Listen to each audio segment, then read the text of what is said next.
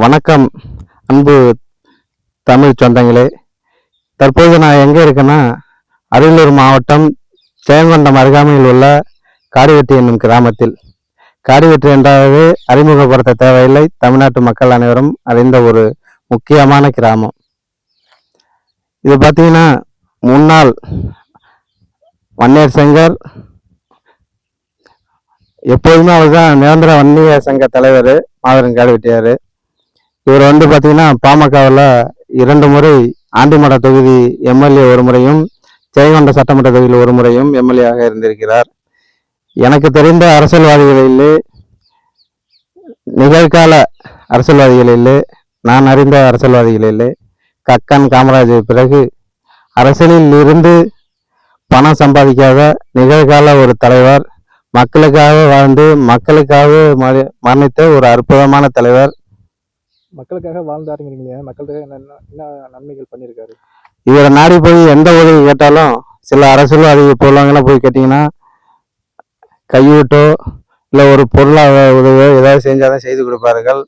ஆனால் மாவீரன் காடுவெட்டியார் அப்படி இல்லை. எந்த உதவி எந்த நேரத்தில் போய் கேட்டாலும் அவரால் முடிந்த உதவியை உடனடியாக நிறைவேற்றி கொடுத்தார்.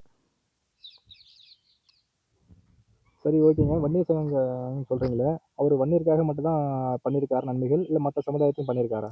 அவர் வன்னியருக்கு மட்டுமல்ல, தமிழகத்தில் உள்ள அனைத்து தரப்பு மக்களுக்காகவும் பாடுபட்டார். குறிப்பாக பெண்கள் மகளிருக்காக முதன்மையாக குரல் கொடுப்பவர். அது மட்டுமல்ல, இங்கு அரியலூர் மாவட்டத்திலே இரட்டை கோவலை முறை இருந்தது, அதை ஒழித்தார்.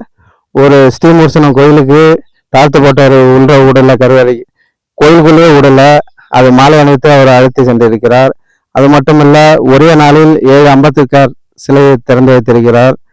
அது மட்டுமல்ல, இன்னும் சொல்லிக்கொண்டே அடுக்கிக் கொண்டே போகலாம். அவர் செய்த நன்மைகள் நிறைய. நிலக்கரி திட்டங்கள் கொண்டு வருவதை எதிர்த்தார். அவருக்கு 1500 கோடி 2000 கோடி தர என்று சொன்னார்கள். காசு எல்லாம் துச்சமலை தூக்கி எறிந்து என் இன மக்களும் தமிழக மக்களும் முக்கியம் என்று நினைத்து காசே சம்பாதிக்காத கடைசி வரைக்கும் எளிமையாக வாழ்ந்து மரணித்த ஒரு தலைவர், மாபெரும் தலைவர், அற்புதமான தலைவர். இவருடைய மணிமண்டபம் காடுவெட்டி கிராமத்தில் கும்பகோணம் டு சென்னை தேசிய நெடுஞ்சாலையில் அருகாமையில் உள்ளது. எந்த ஆண்டு இந்த மணிமண்டபம் திறக்கப்பட்டுள்ளது? 2018ஆம் ஆண்டு. யார் யார் திறந்து வைத்தாங்க? மருத்துவர் ஐயாவும் மருத்துவர் சின்ன ஐயாவும் மற்றும் மாநில மாவட்ட கட்சி நிர்வாகிகள், வன்னியர் சங்க நிர்வாகிகள் மற்றும் வன்னியர் நல அமைப்புகள் அனைவராலும் கட்டி முடிக்கப்பட்டு திறக்கப்பட்டது. ஓகே. மாவீரன் விதைக்கப்பட்ட இடத்துல என்ன பண்ணி வச்சிருக்கீங்க? அங்கே மணிவட்டம் கட்டுறீங்களா? எப்படி அங்கே என்ன பண்ணி வச்சிருக்கீங்க? தற்பொழுது மாவீரன் வீரம் விதைக்கப்பட்ட இடத்தில் பள்ளிப்படை கோயில் கட்டி கொண்டிருக்கிறார்கள். இப்போதான் ஆரம்ப நிலையில் உள்ளது. 2018 மணிமண்டபம் திறந்தாங்க. ஆனால் 7 வருஷம் ஆயிடுச்சு. 2025 முடிய போகுது. இதுவரையும் என் மணிமண்டபம் அங்கே அந்த இடத்துல கட்டாமல் இருக்கீங்க, என்ன காரணம்? அது ஒரு சில பிரச்சனைகளாலும், அது எப்படின்னா நம்ம வெளிப்படையாக சொல்ல முடியாது, சில பிரச்சனைகள் இருக்கு. அதனால அது இன்னும் கட்டி முடிக்கப்படல. மெயினான காரணம் பொருளாதார இல்லாத நிலைமை தான். தற்பொழுது மாவீரனின் அருமை மகன் திரு கனகராசன் அவர்களால் இந்த பள்ளிப்படை கோயிலானது ஆரம்ப நிலையில் கட்டி கொண்டிருக்கிறார்கள். இன்னும் நிறைய பொருளுதவி, பண உதவி தேவைப்படுகிறது. மாவீரன் ஜே குரு மக்களுக்காக வாழ்ந்தாருன்னு சொல்றீங்களே, ஏன் அந்த வன்னியர் சங்க சமுதாய மக்கள் எதுவும் அவர்களுக்கு பண உதவி, பொருளுதவி எதுவும் கொடுத்து உதவலையா அவங்களுக்கு? ஏன் மணிமண்டலம் லேட் ஆகுது கட்டுறதுக்கு? இந்த கேள்விக்கு நானே கொஞ்சம் யோசித்து தான் பதில் சொல்லணும். ஏன்னா நானே வெட்கப்பட்டு தலை குனிகிறேன். இவ்வளோ பெரிய சமுதாயம், வன்னிய சமுதாயம் கிட்டத்தட்ட ஒரு 2-3 கோடி பேர் இருக்காங்க. மாவீரனால் பலனடைந்தவர்கள் நிறைய பேர். அவரால் பல கோடிகள் சம்பாதித்தவர்கள் பல ஆயிரம் பேர் இருக்காங்க. எவனோ தெரியவில்லை, என்ன காரணம்னு தெரியல. இந்த பள்ளிப்படை கோயிலானது இன்னும் முழுமையாக கட்டி முடிக்கப்படவில்லை.